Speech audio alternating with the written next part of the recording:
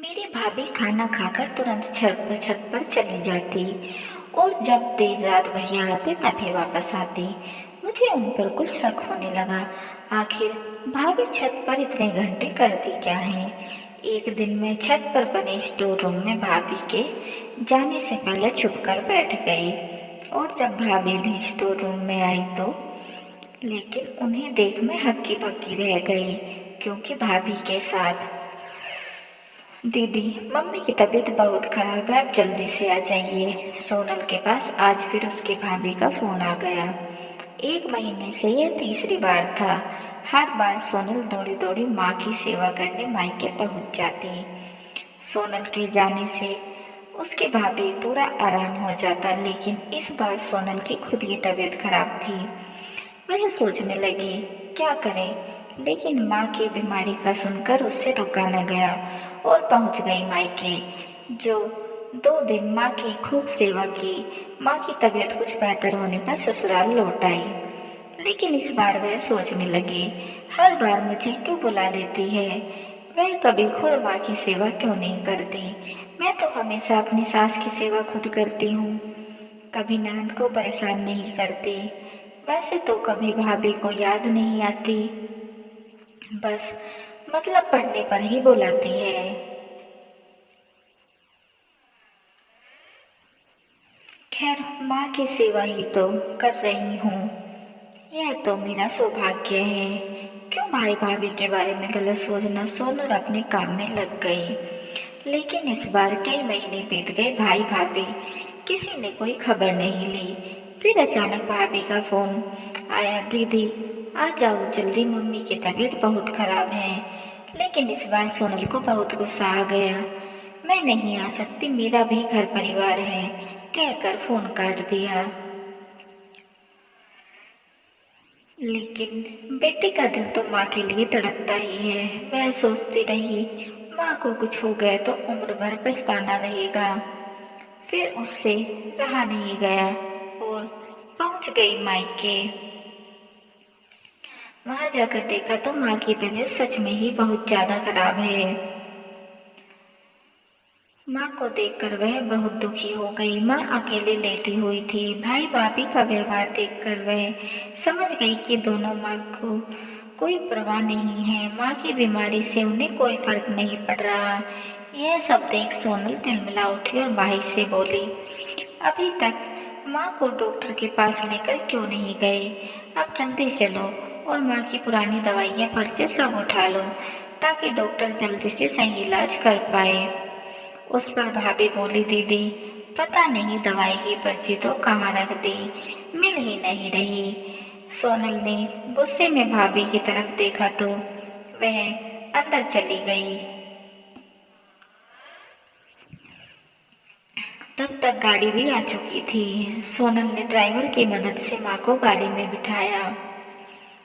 वह देख रही थी भाई बाहर निकलने का नाम नहीं ले रहा। उसने भाई को आवाज लगाई। जब वह नहीं आया तो उसे बुलाने चली गई। लेकिन भाई भाभी के कमरे के पास जाकर जो उसने सुना उससे सोनल के पैरों तले से जमीन खिसक गई। भाई भाभी भाई से कह रही थी, देखो जी खबरदार, अगर आपने अपनी माँ के इलाज पर 1 रुपया भी खर्च किया, बहुत पैसे वाली है तुम्हारी बहन। देखते नहीं कितने महंगे महंगे कपड़े पहनती है, और वैसे भी उसकी भी तो माँ है। बस बेटे की ही जिम्मेदारी थोड़ी होती है। अस्पताल में जाकर बहाना बना देना। पर्स कार्ड सब गुम हो गए।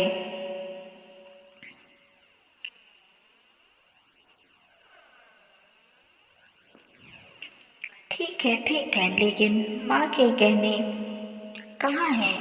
वह तो मैं पहले ही अपने मायके रखाई। ननद जी का क्या भरोसा, कब क्या उठाकर चलती बनी। बहुत अच्छा किया, बस अस्पताल से वापस आकर आते ही माँ से घर और जमीन के पेपर पर अंगूठा लगवा लूंगा। फिर कोई परेशानी नहीं, न माँ की सेवा करनी पड़ेगी कहीं जाए। फिर इतना सुनकर सोनल की आत्मा कांप गई और वह कमरे में जाकर बोली, शाबाश भाई, तेरे जैसा बेटा पाकर माँ की कोख धन्य हो गई। और भाभी, तुमसे माँ की दवाई की पर्ची तो संभाले नहीं गए, गहने बहुत अच्छे से संभाल लिए। ध्यान रखना, जहाँ संभाले हैं वहाँ से सही सलामत वापस मिल जाएं। आज तक आप लोगों ने मुझे लालच करते देखा है क्या? आज मुझे समझ आ गया रिश्ते इतने कमजोर क्यों पड़ जाते हैं। आप जैसे लोगों की वजह से सोनल के ससुराल में कोई कमी नहीं थी, ना वह मायके आकर कभी खर्च करने में कमी करती थी। वह तो बस पीहर से प्यार व इज्जत व सम्मान चाहती थी। उसने अपने आंसू पोंछे और माँ को अकेले ही डॉक्टर के पास लेकर चली गई। पूरा दिन रखने के बाद जब डॉक्टर ने छुट्टी दी तो उसने अपने पति को बुलाया और अपनी माँ को गाड़ी में बिठाकर ससुराल ले गई।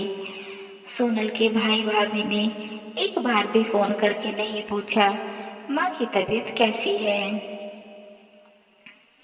और घर क्यों नहीं आई। आज उसका विश्वास टूट चुका था।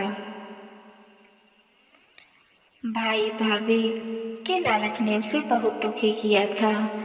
अब वह अपनी माँ और सास का बहुत अच्छे से ध्यान रखती, साथ ही पूरा घर भी संभालती।